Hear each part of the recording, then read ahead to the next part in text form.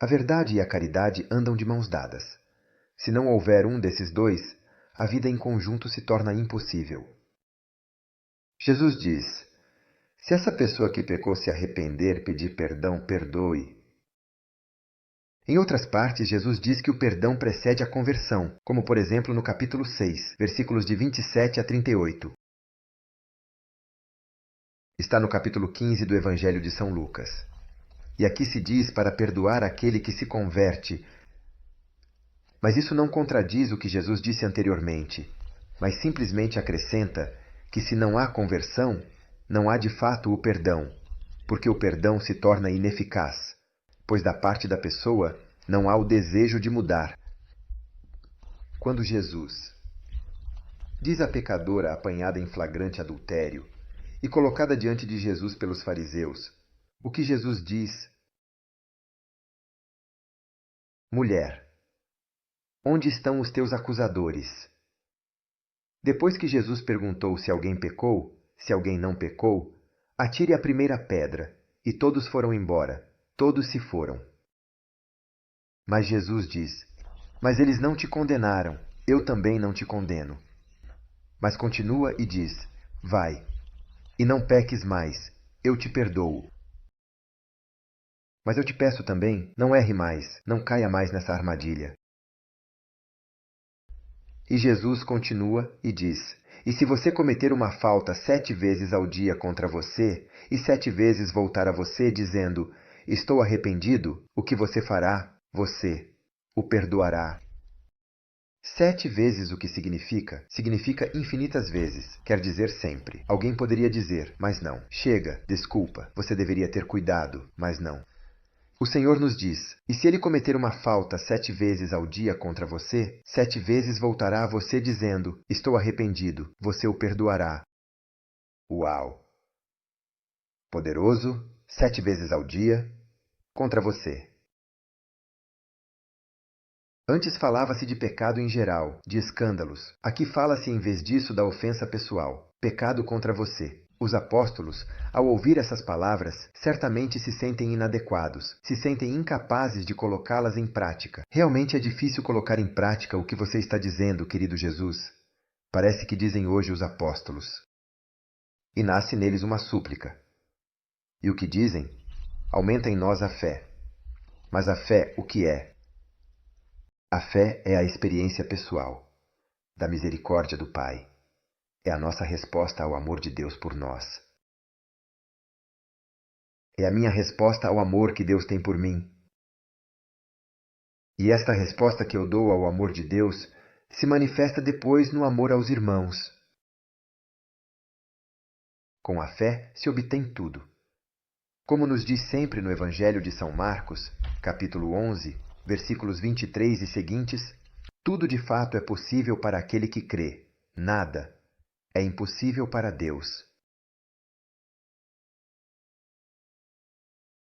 Como a Santa Isabel diante de Maria que diz: bem-aventurada você que acreditou, porque nada é impossível para Deus, grandes coisas fez em mim o Onipotente, responde Maria, e o Onipotente que opera em mim não sou eu com meus esforços. E a fé, o que é? É este encontro entre a criatura e Deus. A fé é a confiança total no Senhor da nossa parte. Eu confio nele porque a experimentei.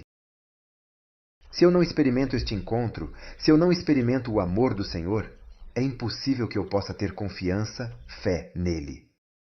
A fé não é algo etéreo. E Jesus tem esta pergunta angustiada dos apóstolos. O que ele diz? Como Jesus responde? Parece que ele diz: essa pergunta está errada. Sabe por quê?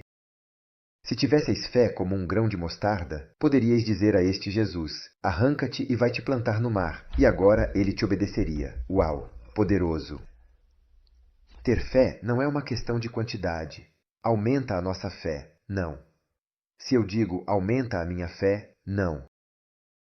Jesus não cai nesta armadilha. Jesus não nos responde a esta pergunta. Jesus não responde a esta pergunta, mas nos responde de outra forma. Os discípulos dizem aumenta em mim a fé. Mas o que você acha que é a fé? Às vezes corremos o risco de equiparar a vida espiritual com a humana. O risco, de fato, é pensar que quanto mais fé eu tenho, mais certezas eu tenho. E isso dizemos também pela experiência material e física que vivemos diariamente. Quanto mais bens materiais eu tenho, mais me sinto forte e mais me sinto seguro. Quanto eu gostaria de aumentar? O dinheiro que tenho no banco, porque isso me torna seguro. Quanto desejo aumentar? Os bens na minha casa. Aumentar, crescer. Isso nos dá segurança.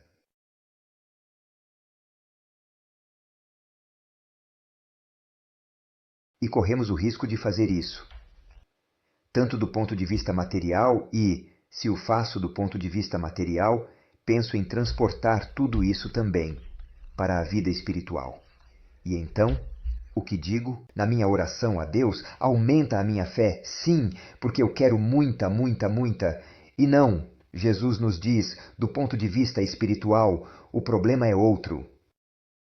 Eu tenho fé em Deus. Eu tenho ou não tenho. Aqui não se trata de ter quanta fé, se muita ou se pouca. Não, não, não. De fato, o que responde Jesus, se vocês tivessem fé como um grão de mostarda. Eu não sei se vocês já viram um grão de mostarda. É uma semente minúscula, mas na semente, em potência, está tudo. Está toda a árvore, uma árvore que depois se torna abrigo para todos os pássaros do céu. Uau! Sim, a fé é como uma semente pequena, um grão de mostarda, mas com uma grandíssima força vital que está nele. Através da fé, diz São Paulo, tudo posso naquele que me dá força. Porque a minha impotência se enche do próprio poder de Deus. E acreditar, o que significa parar de confiar em si mesmo e deixar que seja Jesus a agir em nós. Acreditar significa deixar que a semente de Deus possa entrar na terra que é a nossa vida e que possa penetrar, para depois brotar, crescer e dar frutos abundantes. Acreditar significa colocar nossas raízes em Deus para receber a vitalidade dele e trazer grandes frutos para as pessoas que encontramos. Verdadeiramente, a fé, como nos diz Jesus, não é uma questão de quantidade, mas de qualidade. Querido irmão, você a tem ou não a tem? E isso sempre, em toda situação, não apenas na igreja, onde eu me ajoelho diante da Eucaristia e depois, quando saio, me esqueço do que fiz dentro da igreja. Não, sempre, sempre vou. No trabalho, vou confiante na presença do Senhor em mim, porque Deus realiza grandes coisas em mim, através de mim, em todo lugar. Não é que a fé esteja ligada à vida concreta, a fé encontra Deus. A fé me permite viver cada situação em paz, serenidade, força. E Jesus até usa como exemplo uma amoreira, ou seja, uma planta grande, que faz raízes profundas na terra. Dir-se-ia que seria difícil, na verdade impossível, que esta amoreira pudesse ser arrancada e até plantada no mar. É impossível. É impossível que uma amoreira possa fazer isso, possa ir colocar as raízes no mar, que é o exemplo da insegurança. Eu me pergunto, mas quem de nós andou sobre o mar? Ninguém. No mar se nada, mas caminhar sobre o mar é difícil, impossível. Jesus nos diz que na fé isso também é possível. É possível que uma pessoa que está realmente enraizada na terra, nas seguranças da terra, na fé, possa verdadeiramente se enraizar, que possa verdadeiramente colocar suas raízes em Deus, em alguém que você não vê, em alguém que não te oferece a segurança na terra, mas nos oferece a segurança da vida eterna, nos oferece a segurança da vida que não morre, porque a morte, se eu estou em Deus, não tem mais poder sobre mim, e isso se baseia no que não se vê.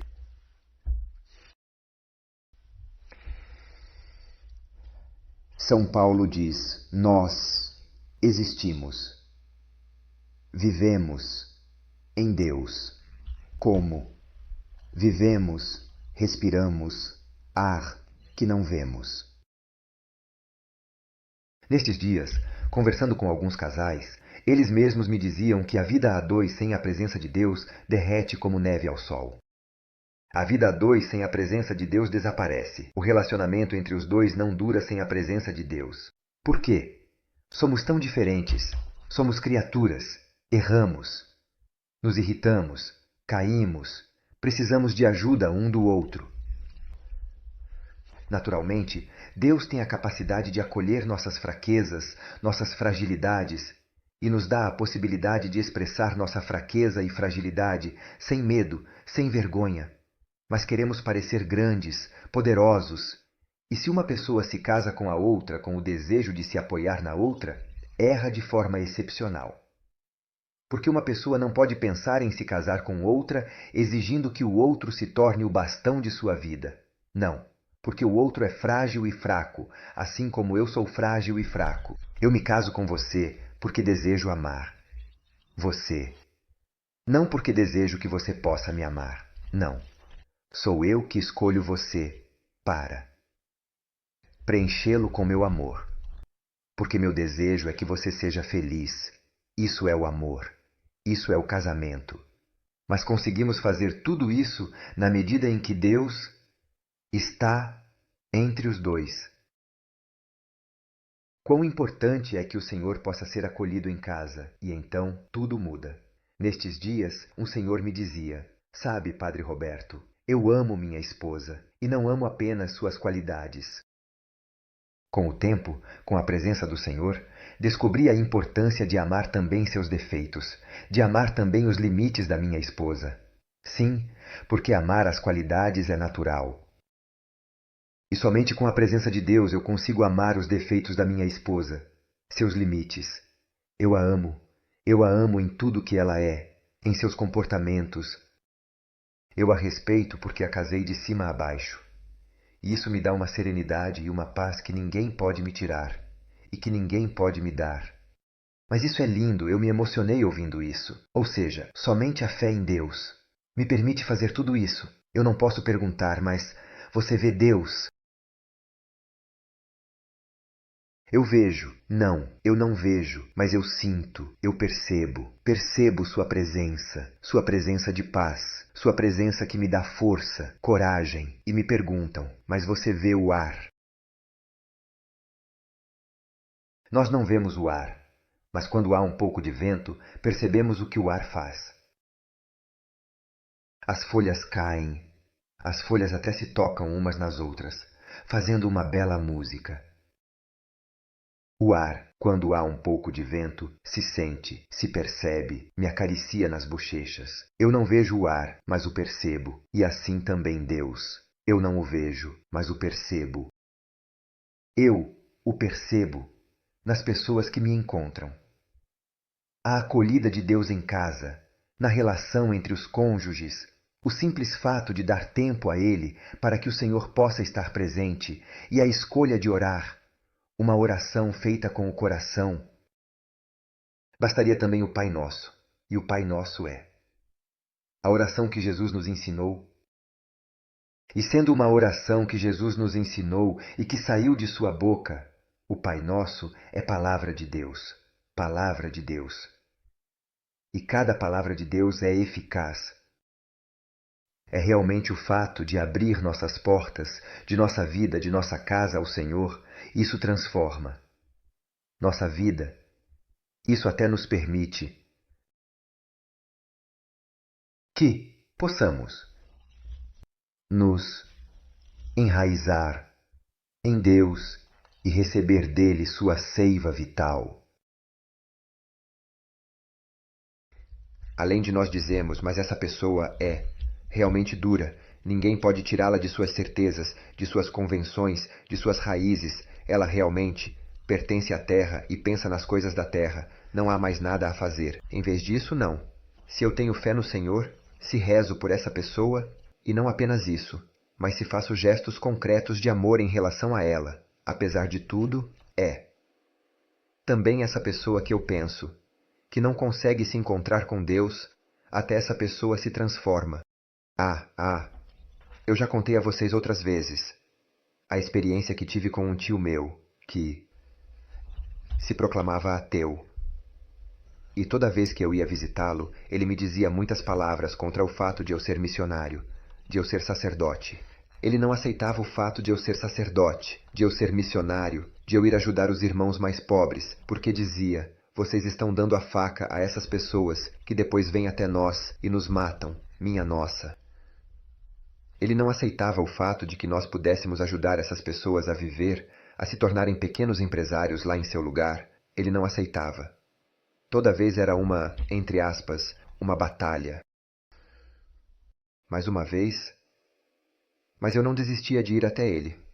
Toda vez que voltava da missão, toda vez que ia visitar meus pais, eu ia até ele. E o amava como ele era. Assim eu ria enquanto ele falava. E em um certo momento, uma vez ele me olhou e disse... Ele tinha notado uma cruz que eu usava no pescoço e me disse: que cruz bonita. E eu o olhei. Parecia estranho que ele dissesse algo assim. E eu perguntei: mas você realmente gosta, tio? E ele me respondeu: sim, eu gosto.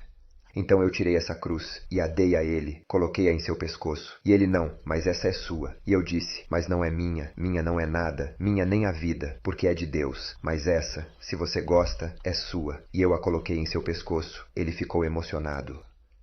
Depois eu me despedi dele e disse: olha, eu estou partindo para a missão. Posso te dar um abraço? Claro. E então eu disse: posso te dar um beijo? E eu disse: claro, por um beijo especial, o beijo de Deus, e o abençoei na testa. Ele me olhou, agradeceu, e então eu disse: tio, você poderia me abençoar também na testa. E ele me disse: mas eu não acredito em Deus. E eu lhe disse: mas veja, toda pessoa abençoada pode abençoar. Eu pedi ao Senhor a bênção por você, e você, que recebeu a bênção, pode abençoar. E ele fez o sinal da cruz na minha testa, e enquanto fazia, ele se emocionava. Foi uma experiência poderosa.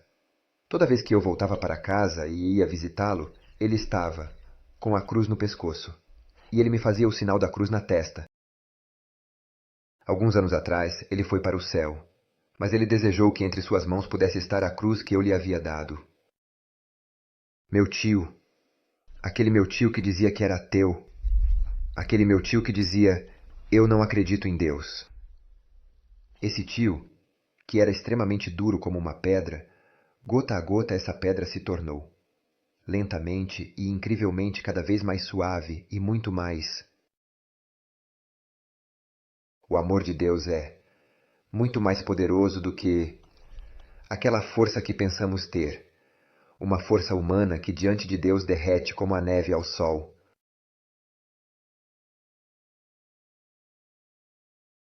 Com você e com vocês, desejo agradecer ao Senhor por esta palavra que nos permite crescer no amor recíproco, que nos permite crescer na vida comunitária, que é composta não apenas por pessoas perfeitas, não existem pessoas perfeitas, não existem pessoas que nunca erram, na verdade. Estamos todos no mesmo barco.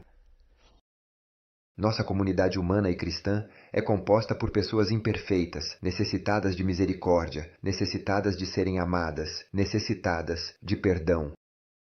Com vocês, desejo agradecer ao Senhor porque nos estimula a ter fé nele, uma fé capaz de fazer com que a planta da nossa vida não se enraize na terra, não se enraize na segurança da terra, mas na segurança que vem de Deus, no amor de Deus, para que a seiva vital que vem de Deus possa encher cada um de nós e possamos dar os seus frutos de paz, de alegria, de vida. Pedimos a Deus a sua bênção, para que nos ajude a viver este dia em seu nome, no nome do amor, tentando ser sinal da sua bênção para aqueles que nos encontram. E que Deus, um Pai rico em amor e bênçãos, faça resplandecer seu rosto sobre você e derrame abundantemente seu espírito de amor sobre você e sobre aqueles que habitam seu coração. Que te conceda a paz, a saúde da alma e do corpo. Que Deus, onipotente no amor, te abençoe e te proteja, que é Pai, Filho e Espírito Santo. Amém. Olá, boa vida e bom dia.